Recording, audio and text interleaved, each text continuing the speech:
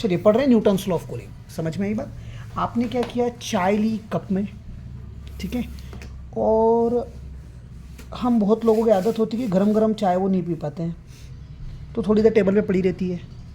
तो मान लीजिए सराउंडिंग का टेम्परेचर T2 है या T1 है और चाय का टेम्परेचर T2 है। ऑब्वियस बात है चाय गर्म है और सराउंडिंग का टेम्परेचर कम ही होगा, तभी तो चाय ठंडी हो रही है, क्योंकि हीट गर्म से कहाँ पर जाएगी, ठंडे की तरफ जाएगी, हायर पोटेंशियल से लोअर पोटेंशियल की तरफ, या हायर टेम्परेचर से लोअर। तो मुझे यहाँ पर T2 माइनस T1 कर दूँ तो चेंज इन टेम्परेचर मिल जाएगा कि नहीं मिल जाएगा, बात समझ में आ रही है। हीट के लिए सिंबल क्या लिख रहे थे अपन, Q।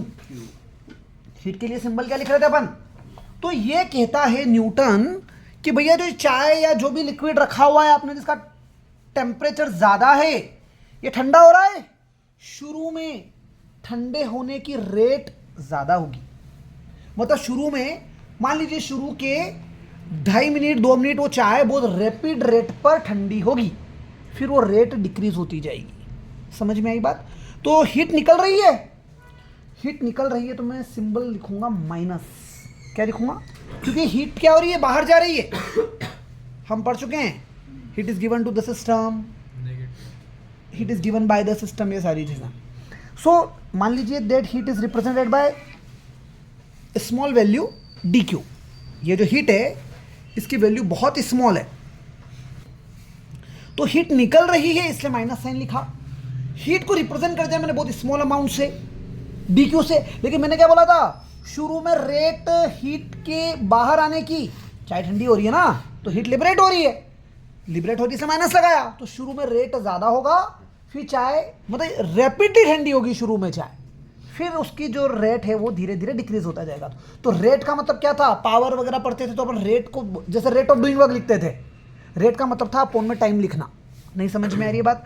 सो ये है स्मॉल हीट और शब्द है rate of flow of heat. शब्द क्या है, rate of flow of heat, वो भी बाहर की तरफ है तो माइनस का साइन। तो रेट की वजह से मैंने जब स्मॉल हीट थी तो dt लिख दिया। स्मॉल टाइम बोलने में क्या आ रहा है, स्मॉल हीट dq, रेट मतलब स्मॉल टाइम dt। लेकिन जैसे यहाँ एक्सप्रेशन में d आ गए, d रिप्रेजेंट करता है क्या, छोटा। छोटा तो बोलने के लिए, लेकिन ये ऑपरेटर्स हो गए डिफरेंशिएशन के। समझ में आ रही नहीं आ रही बात। जब भी डिवाइड में हो d तो डिफरेंशिएशन कर रहे हैं, जब भी मल्टीप्लाई में चले जाएंगे तो इंटीग्रेशन करेंगे। बहुत छोटी वैल्यू पता हो इंटीग्रेशन कर दो, बड़ी वैल्यू पता पड़ जाती है। बड़ी वैल्यू पता हो डिफरेंशिएशन कर दो, छोटी वैल्यू पता पड़ जाती है। बात समझ में आ रही है। अरे गाड़ी बताना। तो अब देखो, ये न्यूटन कह रहा है कि ये जो rate of flow of heat है ना, it is directly proportional to this change in temperature, is directly proportional to change in temperature. बात समझ में आ रही कि नहीं आ रही है, कहानी क्लियर है। तो हम जब प्रोपोर्शनल का साइन हटाएंगे तो dq की जगह dq, dt की जगह dt, एक कांस्टेंट आएगा k, और इधर लिखेंगे T2 माइनस T1। इतनी बात पहले पड़ी कि नहीं पड़ी। हम स्पेसिफिक हीट वाला कंसेप्ट पढ़ चुके हैं। स्पेसिफिक हीट कैपेसिटी CS लिखते थे, उसको क्या लिखते थे, heat Q, change in temperature del T, और नीचे मास भी आता था, याद आ रहा है। लेकिन यहां पर मैं अगर इस डेल T को small change in temperature dt कर दूं तो Q की जगह क्या आ जाएगा, dq आ जाएगा कि नहीं आ जाएगा।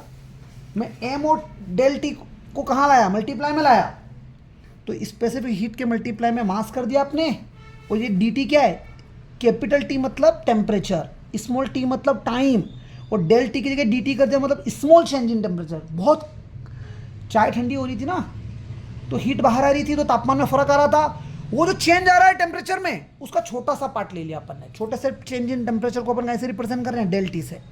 तो भाई मैंने dq की जगह वैल्यू डाल दी, माइनस अपनी जगह, इक्वल टू में क्या बच गया, dq बच गया कि नहीं बच गया, तो माइनस अपनी जगह CS m dt अपॉन में ये टाइम का dt equals to k T2 minus T1। इतनी बात समझ में आई कि नहीं आई, कहानी क्लियर है कि नहीं क्लियर है। क्या किया, डिवाइड का dt मल्टीप्लाई, माइनस का CS m dt equal to k, ये dt मल्टीप्लाई में आ गया था।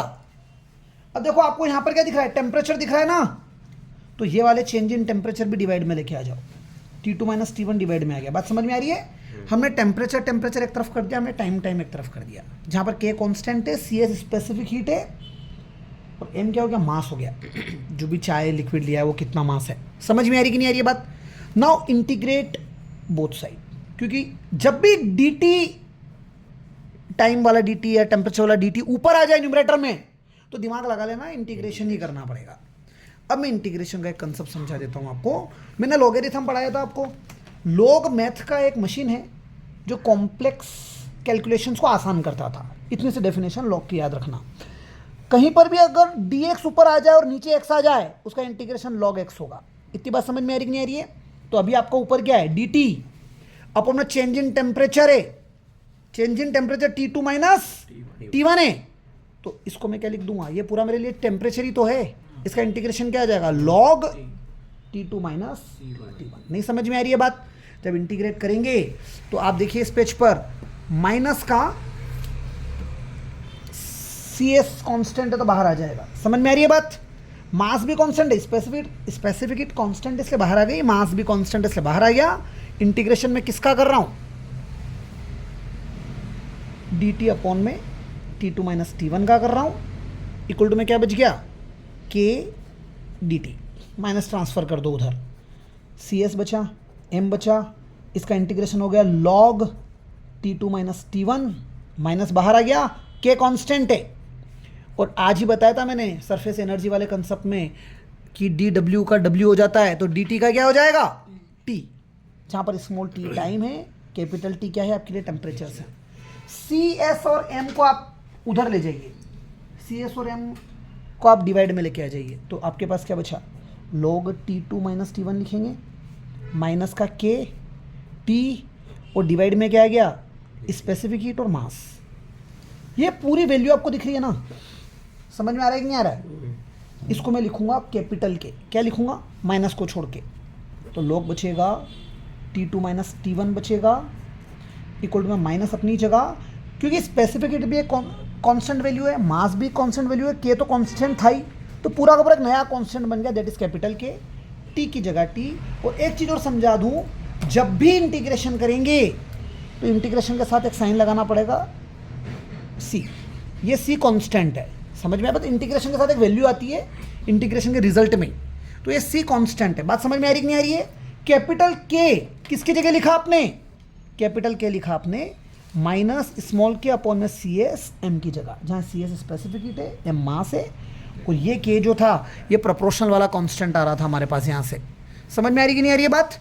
कहानी क्लियर है? log की एक और प्रॉपर्टी, log जब भी इक्वल टू में जाएगा तो E बनाएगा, log जब भी इक्वल टू में जाएगा तो E बनाएगा, और इधर की जो भी वैल्यू होगी वो पावर में चली जाएगी। E हो गया एक्सपोनेंट, E हो गया एक्सपोनेंट। बात समझ में आई? अब पावर ऐड कर रखी है यहाँ पर, पावर ऐड करते हैं जब e की पावर माइनस KT रहा होगा और मल्टीप्लाई में एक और e की पावर c रहा होगा, तभी तो ऐड किया होगा। बात समझ में आ रही कि नहीं आ रही है? a की पावर m, a की पावर n होती है, तभी तो m प्लस n करते हैं। तो मैं इसको ऐसा कर सकता हूँ, नहीं कर सकता हूँ, T2 minus T1 equals to e की पावर माइनस का KT मल्टीप्लाई में e की पावर c। c क्या था, कॉन्स्टेंट था, ये पूरा का पूरा एक नया कांस्टेंट बन गया, e की पावर c की जगह मैंने कैपिटल C लिख दिया, कोई नया कांस्टेंट, तो T2 will be equal to minus का t किधर जाएगा, इक्वल टू में जाएगा तो प्लस का T1 हो जाएगा, और ये क्या बच गया, कोई कांस्टेंट C मल्टीप्लाई में e की पावर माइनस का KT। समझ में आ रही कि नहीं आ रही है बात? ये एक्सप्रेशन आपको देता है टेम्परेचर T2 T1 के बीच का relation, Newton's law of physics. समझ में आई बात?